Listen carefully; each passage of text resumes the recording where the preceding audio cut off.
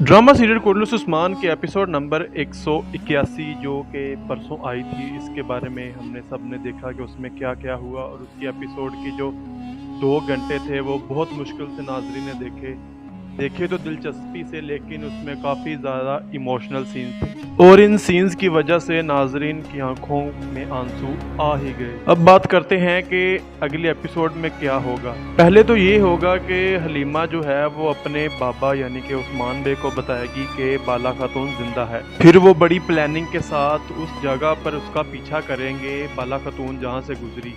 और बाला खातून में पिछले एपिसोड में आपने देखा कि बाला खातून ने एक निशानी छोड़ी है, जिसको देखकर उस्मान फौरन समझ जाएगा कि यहाँ से बाला गुजरी है, उससे यहाँ से गुजार कर लेके जाया गया है। लेकिन उस तक पहुँचना काफ़ी मुश्किल है क्योंकि सोफिया ने उसे एक ऐसी तहखाने में रखा हुआ है, एक ऐसी जेल में रखा हुआ है जहाँ तक पहुँचना नामुमकिन है। और कुछ कैदियों से सुनने में ये आया कि ये ऐसी जगह है जहाँ तक आज तक कोई पहुँच नहीं सका और जो गया है वो जिंदा वापस नहीं आया। लेकिन उस्मान किसी ना किसी तरीके से उस गिरजाघर में चला जाएगा और उसका ताक़ब करते हुए जब गिरजाघर में वो पहुंचेगा तो हो सकता है कि ये सोफिया की एक चाल हो, या जब उस्मान पहुंचेगा वो बाला को वहां से कहीं और मुंतकिल कर दे। और दूसरे नंबर पे ये भी हो सकता है ये आल्तुगान यानी मंगोल और सोफिया की एक चाल हो उस्मान बे को फंसाने के लिए, क्योंकि उन्होंने बाला खातून को पकड़ लिया है। वो जानते हैं कि अगर उस्मान को पता चल गया कि वो जिंदा है वो उसके पीछे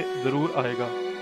और बाला और सोफिया की जिंदान में काफ़ी झड़पें हो रही हैं। सोफिया उसे चाहती तो फ़ौरन मार सकती, लेकिन वो उसे दर्द देना चाहती है, उसे तड़पा तड़पा के मारना चाहती है कि वो खुद मुझसे मौत की भीख मांगे। लेकिन बाला भी कोई आम सिपाही नहीं है, वो एक कबीले की सरदार की बीवी है, वो इतनी आसानी से घुटने नहीं टेकने वाली। लेकिन सोफिया के पास एक आखिरी हल वो ये है कि वो हलीमा का इस्तेमाल करके बाला को घुटने टेकने पर मजबूर कर देगी। वो उसे बताएगी कि तुम्हारी एक बेटी थी, याद करो हलीमे, इतने साल पहले तुमने मेरे साथ ये ऐसे किया था और मैंने उसको अगवा कर लिया था। और ऐसे वो कहेगी कि अब तुम जाने लगी और तुम्हारे साथ ये राज दफन हो जाएगा। लेकिन ऐसा नहीं होगा। जब वो बाला को बताएगी तो ऊपर से उस्मान पहुंच जाएगा।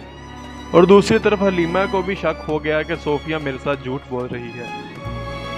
वो भी अब इस राज को फाश करने के लिए काफ़ी प्लानिंग कर रही है, काफ़ी मंसूबे बना रही है कि किसी तरह मुझे पता चले सोफिया सच बोल रही है या झूठ बोल रही है। और पिछली किस्त में हमने देखा कि जो इल्बाए और बेगम खातून है उनका भी एंड जल्दी आना वाला है।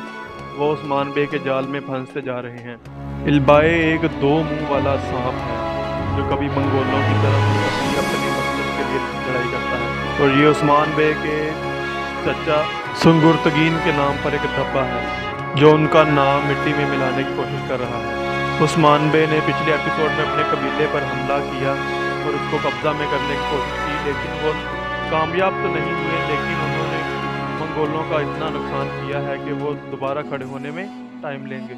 और काफ़ी ज़्यादा सवाल पूछा जा रहा है कि उस्मान बे का सीज़न 6 के बाद सीज़न 7 आएगा या नहीं। मेरा ये ख्याल है कि उस्मान बे का जो सीज़न 6 है ये सीज़न 6 उस्मान बे तक ही रहेगा। और सीज़न 7 अगर आया तो वो उस्मान बे के बेटे ओरहान और अलाउद्दीन के दरमियान आएगा, क्योंकि अब उस्मान बे का मकसद इसके बाद होगा बोरसा को फतह करना। और उस्मान बे का जो बेटा है ओरहान वो बोरसा को फतह करता है, ऐसा हिस्ट्री में आया गया है। तो अगर हम हिस्ट्री की नज़र से इस ड्रामा को देखें तो अगला सीज़न उस्मान बे का नहीं बल्कि ओरहान बे का आएगा, दी बोरसा का फातेह। जैसे उस्मान बे की नस्ल से आगे था फातेह कुस्तुनतुनिया सुल्तान मोहम्मद फातेह, इसी तरह उस्मान बे का बेटा ओरहान आएगा फातेह बोरसा। तो नाज़रीन बताएं, क्या आप इस ड्रामा को एंजॉय कर रहे हैं? कौन सा एक्टर आपको सबसे ज़्यादा पसंद है? क्या आपको भी लगा था कि बाला खातून मर गई है?